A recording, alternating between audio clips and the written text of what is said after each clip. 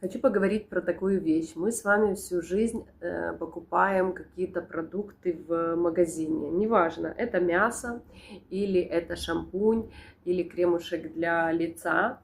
И мы же развиваем магазин дяди. Вот давайте вот честно, да, мы же развиваем чей-то бизнес. Кто-то открыл магазин, а мы, оставляя там деньги, развиваем бизнес дяди. Но если у вас есть такая возможность открыть свой интернет-магазин по безоплатной франшизе, то есть компания вам дает все, разработку продукции, производство 5 заводов в компании, да, логистику, доставку, рекламу, все.